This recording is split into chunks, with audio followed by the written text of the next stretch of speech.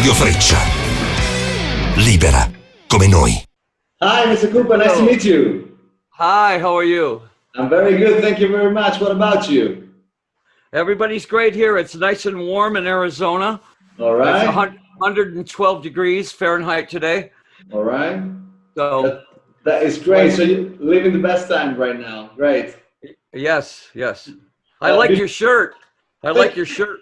Thank you very much. Got it, man. Right before we start, I just want you to meet a friend of mine. She's a colleague. She's Tanya. She's a big fan of yours. Hi, Tanya. Hi. Nice to meet you. How are you? You see, I've got everybody now that's in isolation, you have to stay in the house, right? Yeah. Everybody has a new look. So I grew a mustache. That's I grew great. a little detective mustache. I'm like a detective now. But you didn't grow it to the chin, right? No, this is like a 40s detective. All right. That's great. Well, I just want you to know that Tanya, she's in the Don't Give Up video with the sign. Oh, great. So, Yeah. You know, when we did that, we expected maybe, I don't know, 1,500. We were at 25,000. wow. Sent things, and it was just like, it was a tidal wave of things. Wow, And, congratulations. then we had, so I'm glad you made it. I'm glad you made it in the video. Ha detto che è molto contento che ce l'hai fatta entrare nel video. She's very excited to meet you because she's a very big fan of yours. That's very nice. Breathe. You changed my life. Really, you changed my life. Oh, thank you. You are the reason when I listen in rock music.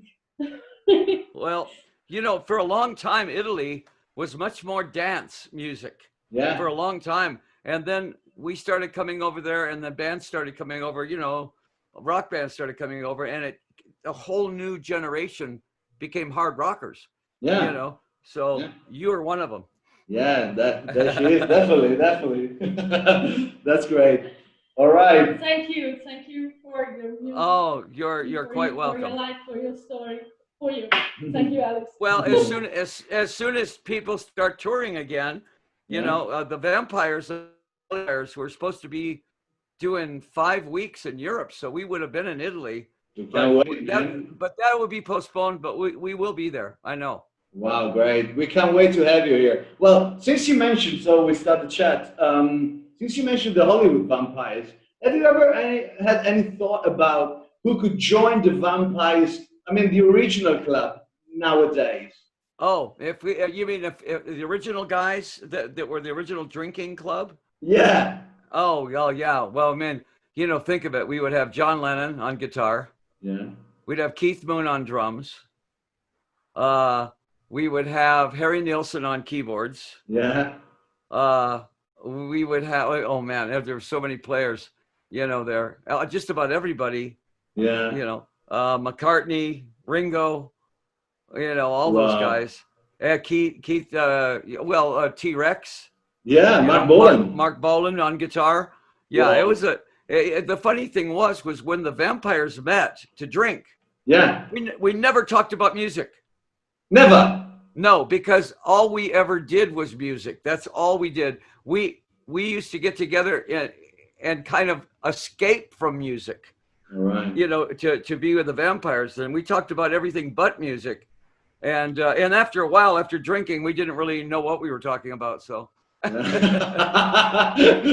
I just want you to know that here in Italy right now, it's midnight. So I feel like I'm joining the Hollywood Vampires Club right now. Well, and you have Bela Lugosi on your shirt, so yeah. I do have. Well, you know, I'm writing right now for the new Vampires album. Johnny Depp is writing, and so is Joe Perry, and Tommy Hendrickson. So all the four guys that do all the writing, we have all this time now where we're sitting around, you know, to be writing songs, and so when we do get together, I'm sure we'll be putting another album together real soon. Wow. So what are you doing? You're doing Zoom calls between you guys, among you guys?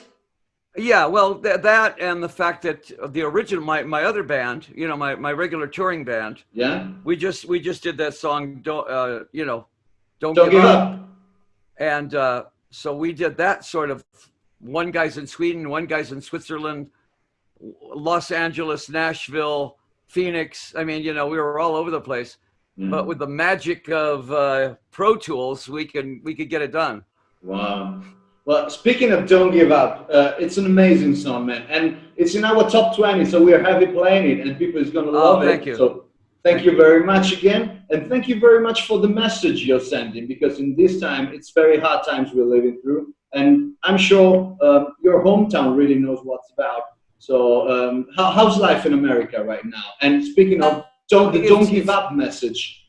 Right. It's sort of like we've already peaked, and now we're going back down. Like Italy, I think, is probably going back down now. Yeah, it is. But the deal is I got tired of feeling like a victim. All right. So I decided that Alice would talk directly to the virus. All right. And just tell the virus, look, we're the human race. You're a virus. You're going to last another month or so, and then you're going to be gone. We're still going to be here.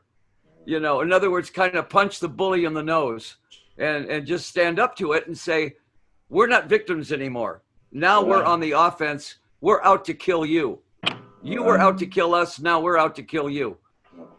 Okay. Well, that's a great message of hope also. We mentioned your hometown, Detroit. Is it true that your new record is going to be all about the Detroit stories? Yes, it is. It's all Detroit players. Right. Guys from MC5, Mitch Ryder, Detroit Wheels. It's like all the guys that play on the album are all Detroit players. Now, in America, the LA sound was always the Doors. Yeah. That was, they were sort of the sexy, rock band. And San Francisco was, Grateful Dead and Jefferson Airplane. New York was the Young Rascals. And, Detroit was the hard rock. Yeah. That was the capital of hard rock. That was Iggy. That was Alice. That was Ted Nugent, Bob Seger, MC5. Every band that came out of Phoenix was hard rock. I mean, we were like that. That was what we lived for. No soft rock. No soft rock, man. So I mean, I decided that I would tip my hat to the Detroit sound and just use all Detroit players. Am I right in saying Jack White is also from Detroit nowadays? Jack White is Detroit. I mean, there's so many guys that are Detroit born, and when you listen to Jack White's music, it is just relentless. I mean, it is. Just, I mean, it attacks. Yeah, it's amazing. So that's just part of being a Detroit player. That's in your DNA somehow. Yeah. So the Detroit guys don't do it the medium range, let's say. They do it hard rock, man.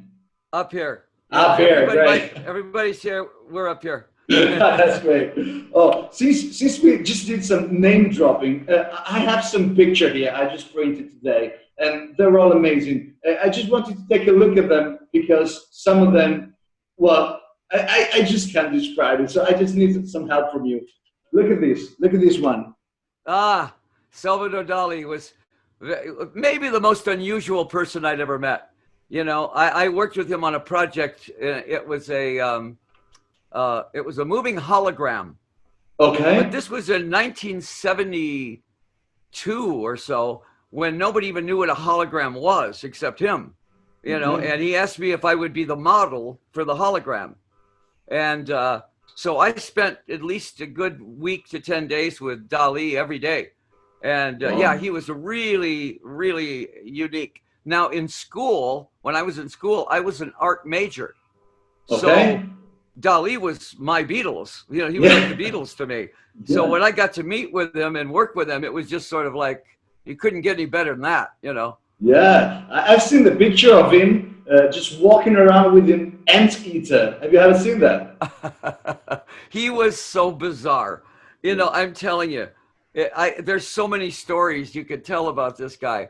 And yet he was the greatest technical oil painter, I think, of all time.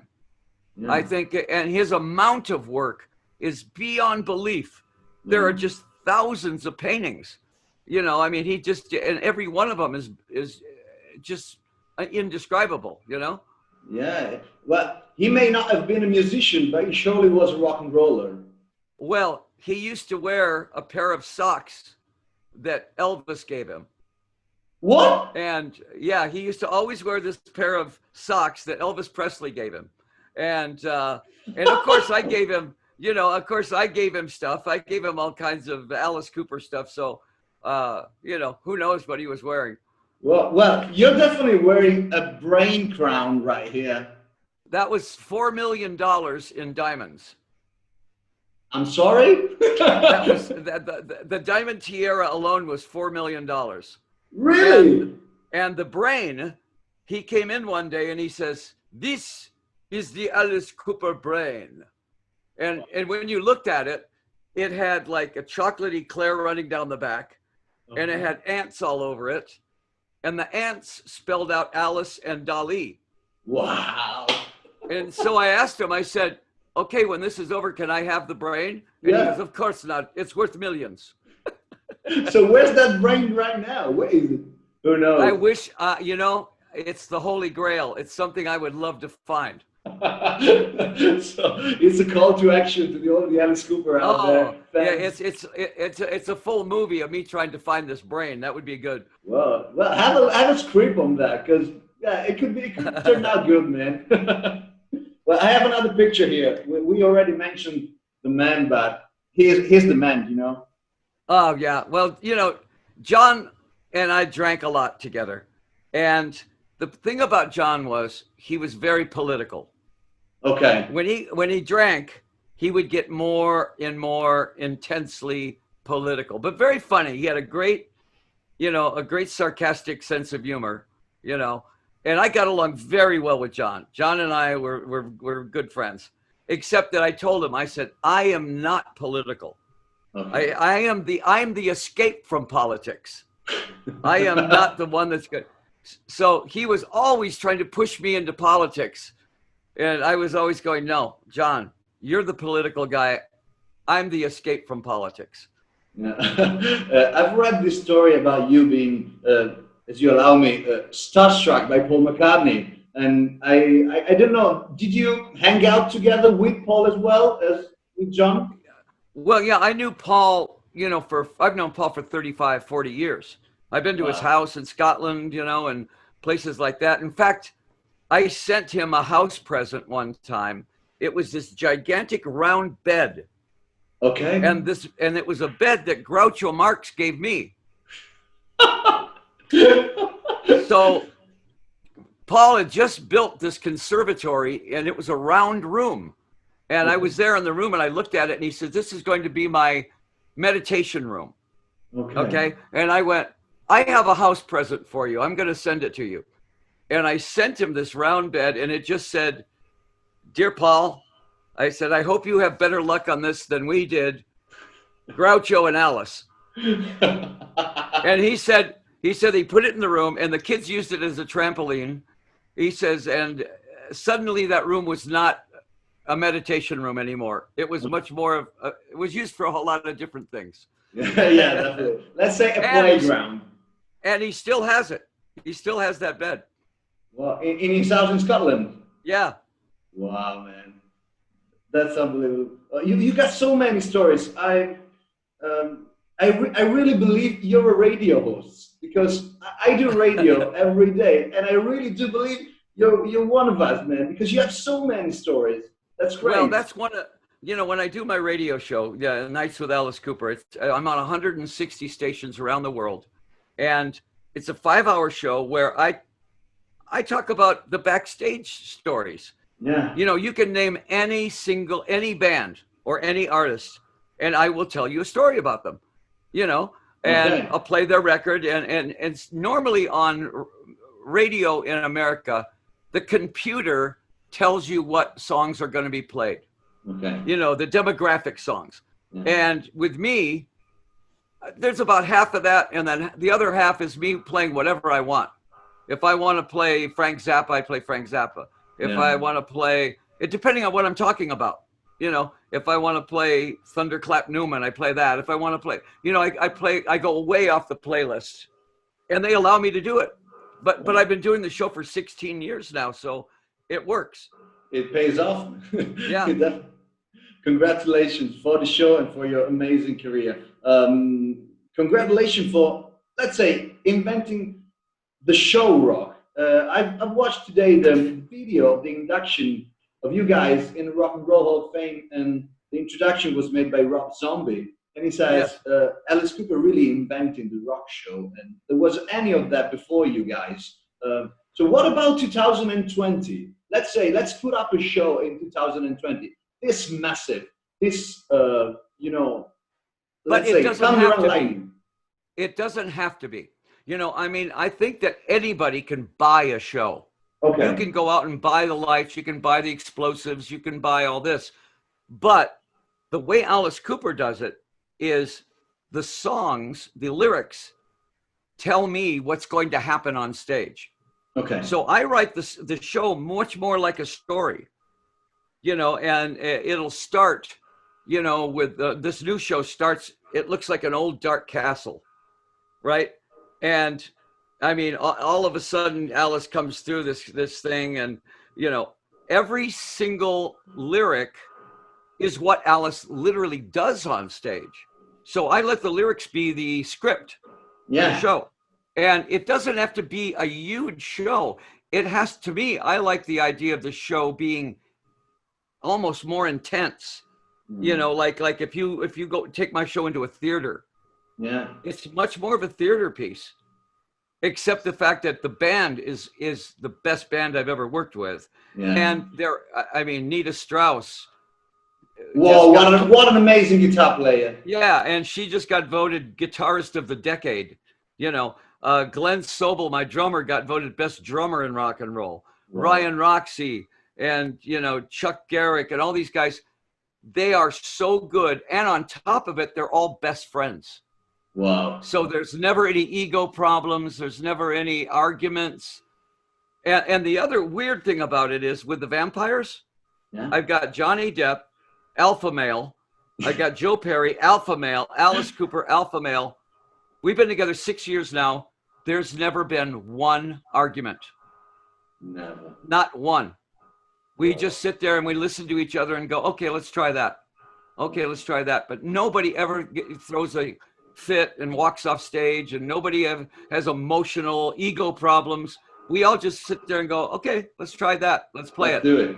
Wow. And it's so much fun to work with both bands because there's no stress. Yeah. You know, the stress is not there. It's just fun. Do the guys take part also in the, let's say, the vision of the Hollywood Vampires tour? I mean, the rock show that we were talking about earlier. Do Johnny and Joe take part in the creation process of like the stage lights and fires? Yes, what we do is we start the show off, and it starts out with Christopher Lee reading parts of Dracula, you know, exactly. And he reads the part at the very end where he says, listen to them, children of the night, what music they make. And it starts, because we're the children of the night. He's talking about us. But how cool to start a show with Christopher Lee. Classic. You know, I mean, he's like Bela Lugosi. I mean, he's, you know, he's iconic. And then when you get on stage, all of the stuff happens behind us. You know, there's things going on stage. I always notice this, though. I'm in the middle. Joe Perry's here. Yeah. Johnny Depp is here. Yeah. All the girls are looking here.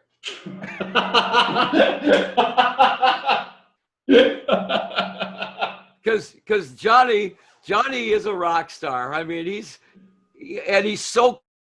a great guitar player. I mean, people are surprised when they hear him play his leads because he's as good as any guitar player out there. In fact, right now he's working with Jeff Beck.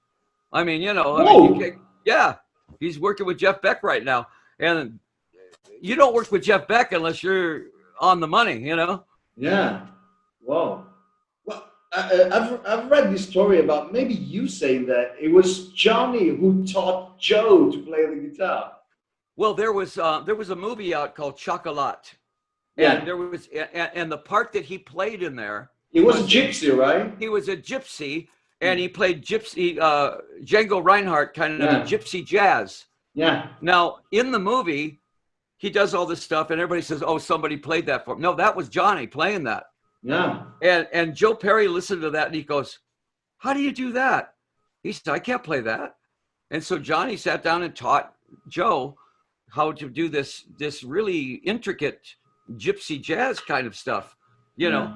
And Joe was just sitting there going, "Wow." He said, "That's really hard to do," you know. So when they play leads back and forth, you know, lead guitar, rock and roll is not that hard for Johnny because he can play anything, you know. Yeah, and he can sing too. I mean, time is up. Wrap up things. All right. Well, Alice, some you have been. Some arm just came in. An arm just. we respond with that. Fight.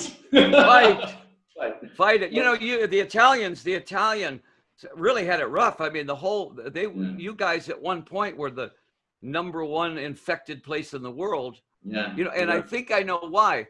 The Italians are very emotional. The Italians are they like to hug family. It's family, right? Yeah, it is. Most of my friends are either Italian or Jewish. And they're all very, you know, touchy-feely. So I think that's why Italy we're passionate, man. That's what I'm saying. I mean, all my friends are like that. And whereas the Germans are sort of like, hello. Stay there. Yeah, we're passionate, and we really can't wait to have you back in Italy and hug you. Thank you very much for your time. It really was a privilege. I cannot wait to get back there because everybody loves Italy. Thank you very much. Wish you all the best. Thank you, man. Bye-bye. Cheers.